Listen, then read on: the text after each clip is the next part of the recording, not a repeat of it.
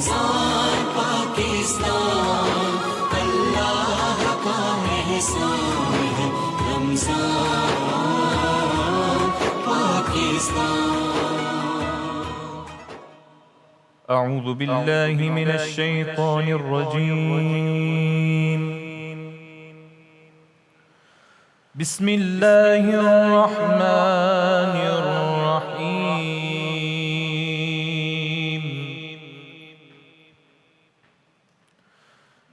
اِنَّا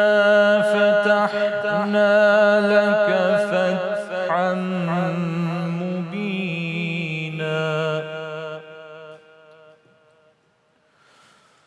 لِيَغْفِرَ لَكَ اللَّهُ مَا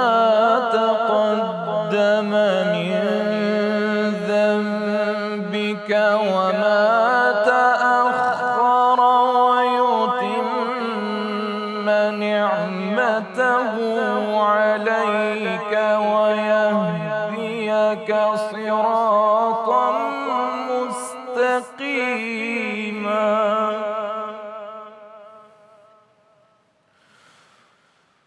وَيَنصُرَكَ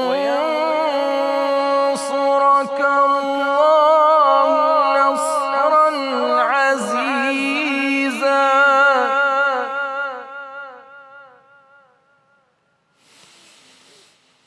هُوَ الَّذِي أَنزَلَ السَّكِينَةَ فِي قُلُوبِ الْمُؤْمِنِينَ لِيَزْدَادُوا إِيمَانًا مَعَ إِيمَانِهِمْ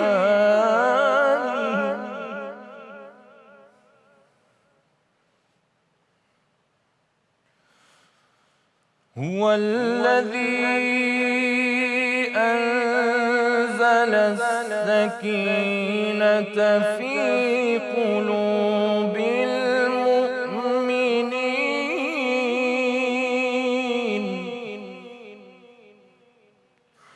لِيَزْدَادُوا إِيمَانًا مَعَ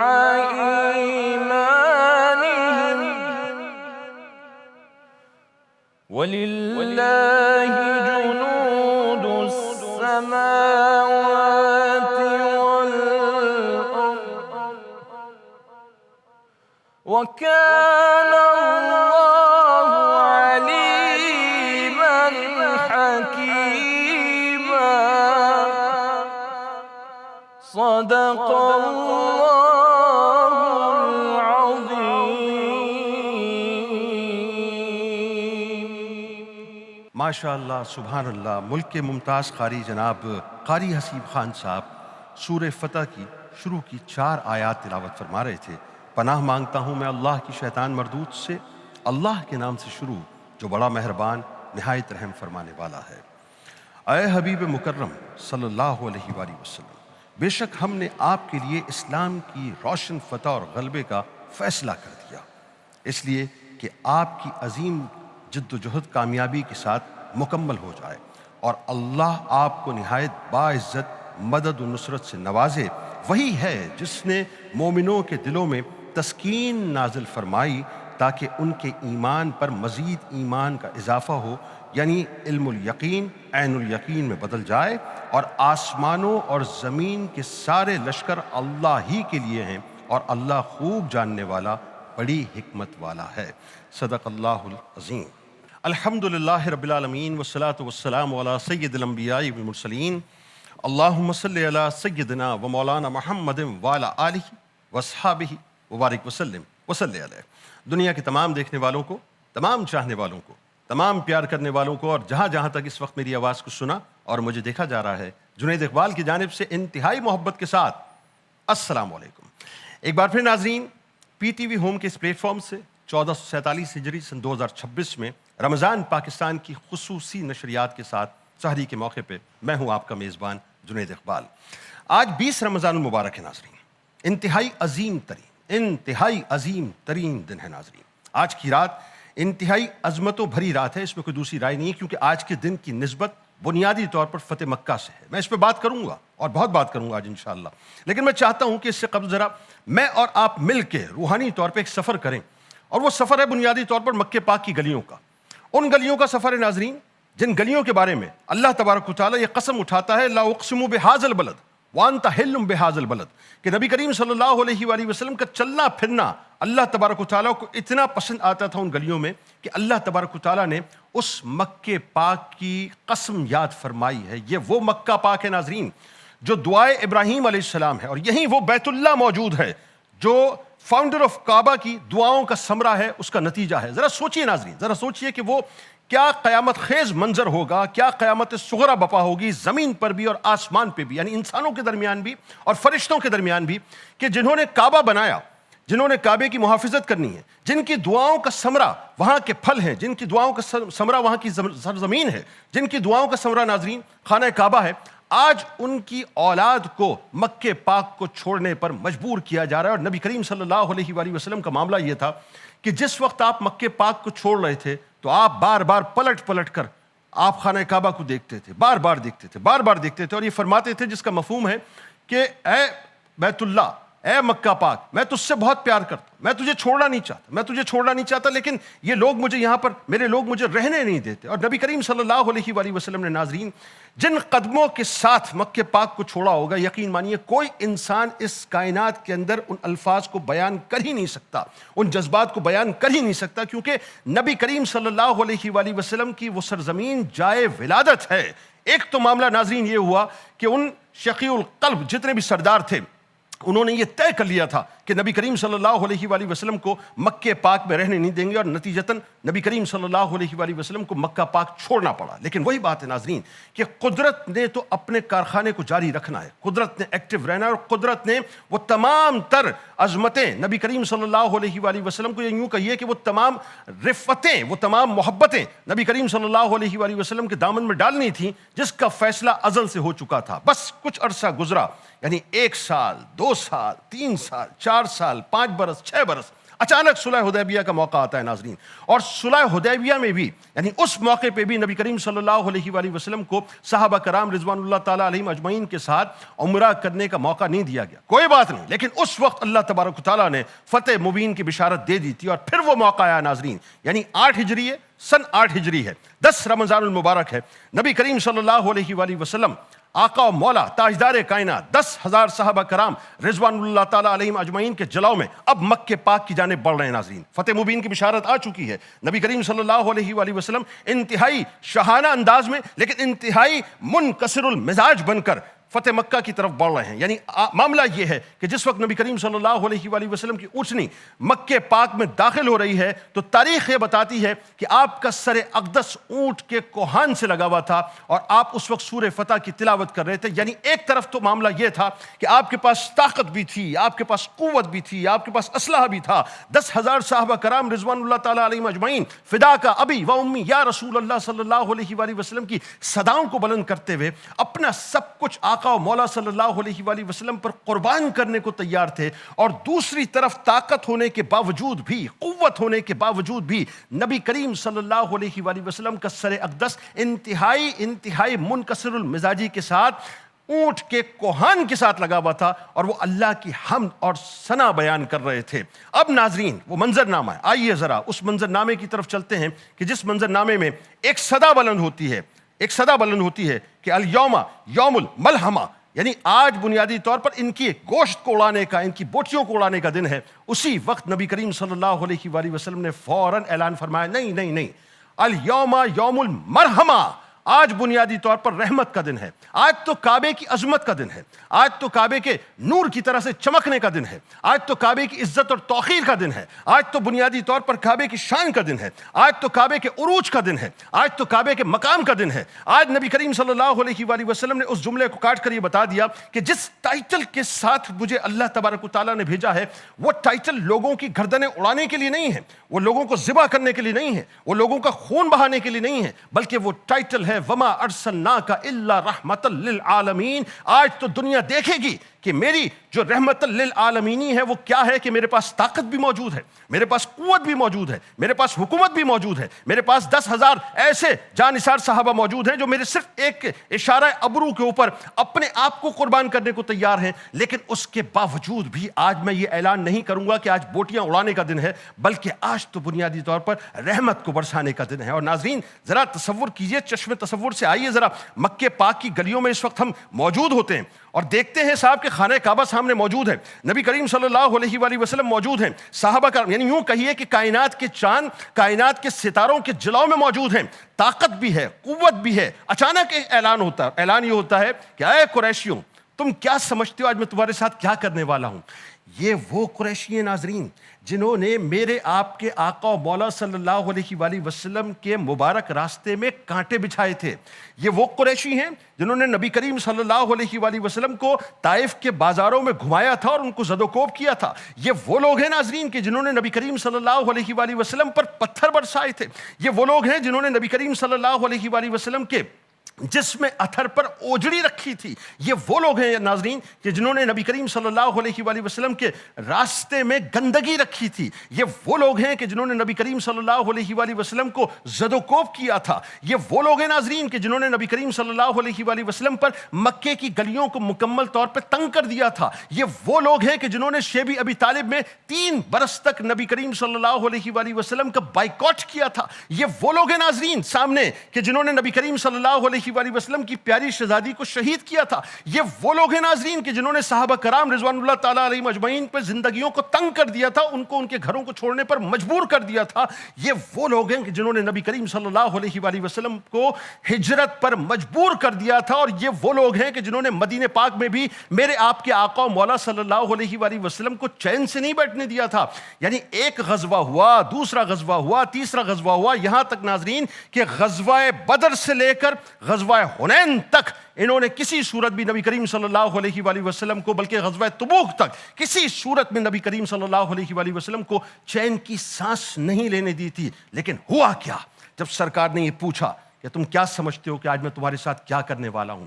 ہونا تو یہ چاہیے تھا وہ کہتے کہ ہم اس قابل ہیں کہ ہمارے سروں کو اڑا دیا جائے. جانتے تھے نا کہ جرم کتنا بڑا ہے, اتنا بڑا ہے صاحب کہ اس جرم کو آپ بیان نہیں کر سکتے. جانتے تھے کہ سارے مجرم کھڑے ہوئے ہیں, سارے مجرم کھڑے ہیں. لیکن اس سے بڑھ کے وہ ایک بات جانتے تھے. وہ یہ جانتے تھے کہ جنہوں نے سوال کیا ہے وہ آج ہمیں قتل کرنے نہیں آئے, کیونکہ ان کے ٹائٹل میں رحمت للعالمین ہے. لہٰذا انہوں نے پلٹ کے یہ کہا کہ آپ تو کریم ہیں, ابن کریم ہے. یہ جملہ ادا ہونا تھا صاحب. سرکار علیہ السلام نے یہ نہیں فرمایا کہ میں کریم تو ہوں, ابن کریم تو ہوں, لیکن تم نے کیا کیا. انسٹنٹ میرے آپ کے آقا و مولا صلی اللہ علیہ وآلہ وسلم نے فرمایا کہ آج میں تمہارے ساتھ وہ معاملہ کروں گا جو معاملہ یوسف علیہ السلام نے اپنے بھائیوں کے ساتھ کیا تھا. یعنی لا تثریب علیکم اليوم, آج کسی کا مواخذہ نہیں ہوگا, آج معافی کا دن ہے. یہ آقا و مولا صلی اللہ علیہ وآلہ وسلم کی شان ہے. اور یہ فتح مکہ ہے ناظرین, یہ فتح مکہ. ارے یہ فتح مکہ ہے کہ بلال حبشی رضی اللہ تعالیٰ عنہ کی ناموس کا آج دن ہے ناظرین. عظمتیں ہی عظمتیں ہیں. آج صحابہ کی ناموس کی محافظت کا دن ہے.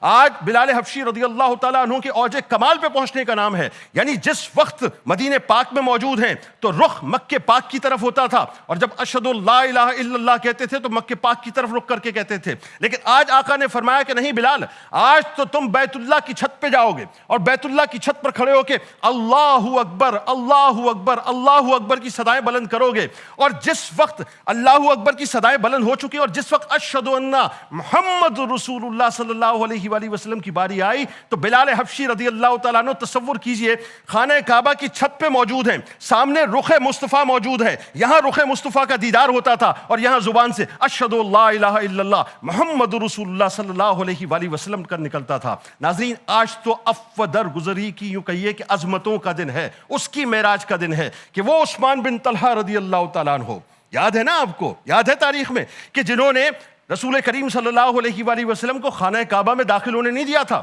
2 گانا ادا کرنے کا کہا تھا سرکار نے, 2 گانا ادا نہیں کرنے دیا تھا. سرکار علیہ السلام نے فرمایا تھا عثمان ایک وقت ایسا آئے گا, ایک وقت ایسا آئے گا, یہ چابیاں ہمارے پاس ہوں گی اور ہم جس کو چاہیں گے یہ چابیاں دیں گے, جس کو چاہیں گے, اور پھر کوئی ظالم ہی ہوگا جو ان سے لے. ذرا کرم دیکھیے اور کرم بالائے کرم دیکھیے کہ ابھی یہ سارا معاملہ چل رہا ہے، اچانک زبان اقدس سے ایک دم آواز بلند ہوتی ہے، اَيْنَ عثمان بن طلحہ رضی اللہ تعالیٰ عنہ۔ حضرت عثمان بن طلحہ رضی اللہ تعالیٰ عنہ ابھی ایمان نہیں لائے تھے، کانپتے ہوئے سرکار کی بارگاہ میں آئے۔ یہاں عباس بھی موجود ہیں رضی اللہ تعالیٰ عنہ، مولا کائنات بھی موجود ہیں، صدیق اکبر بھی موجود ہیں، حضرت عمر فاروق رضی اللہ تعالیٰ عنہ بھی موجود ہیں، لیکن دست مصطفیٰ سے جن کو کلید برداری کا شرف تا قیامت ملنا تھا وہ خاندان شیبی ہے، جن کے جد عثمان بن طلحہ رضی اللہ تعالیٰ عنہ سرکار علیہ السلام نے پہلے ان کو چابیاں عطا کی، اس کے بعد وہ سرکار کی بارگاہ میں ایمان لے کے آئے۔ یہ میرے آپ کے آقا و مولا صلی اللہ علیہ وآلہ وسلم ہے، اور یہ فتح مکہ ہے۔ اور آج تو ناظرین گستاخان رسول جیسے ابن قتل جیسے لوگوں کے قتل کرنے کا دن ہے، اور یہ بتلانے کا دن ہے کہ ناموس رسالت صلی اللہ علیہ وآلہ وسلم پر کسی قسم کا کوئی کمپرومائز نہیں ہوگا۔ آغاز کرتے ہیں، ہمارے ساتھ جو شخصیات موجود ہیں یقیناً کسی تعارف کے محتاج نہیں، قصیدہ بردہ شریف آپ روز سنتے ہیں۔ پہلی شخصیت آپ کے ہمارے ہم سب کے بہت ہی ہر دل عزیز ہیں جناب حافظ مظہر اشرفی صاحب، اور دوسری ثناء محترمہ سیدہ کوثر علی صاحبہ، دونوں سے ملتمس و تشریف لائیں اور آ کر قصیدہ بردہ شریف سے آغاز فرمائیں۔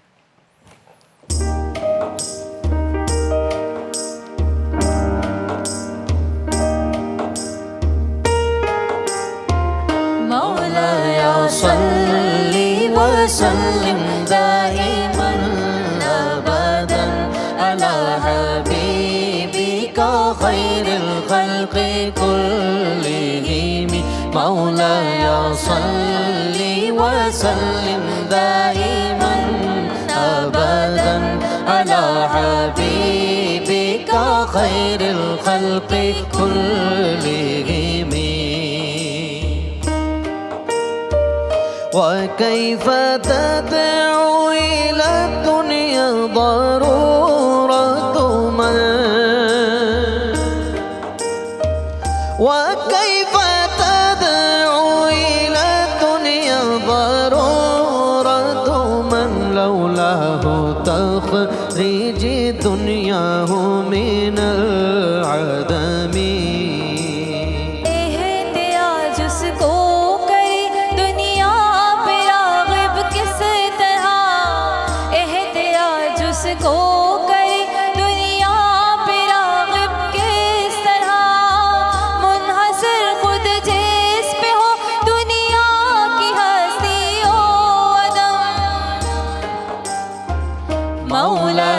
صل وسلم دائما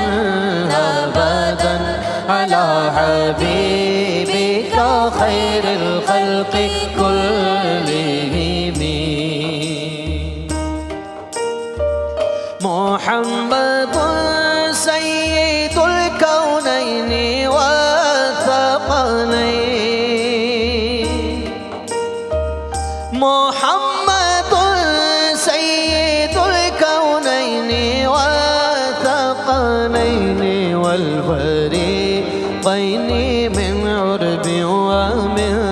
عجم محمد فخر عالم بادشاہی سجا وہ محمد فخر عالم بادشاہی سجا سرور کونین سلطانی عرب شاہی عجم مولاي صل وسلم دائما ابدا على حبيبك خير الخلق كلهم هو الحبيب الذي ترجى شفاعته هو الحبيب الذي ترجى شفاعته لكل هول من الأهوال مقتحم وہ حبیب رحمت عالم کے جس کی ذات سے وہ حبیب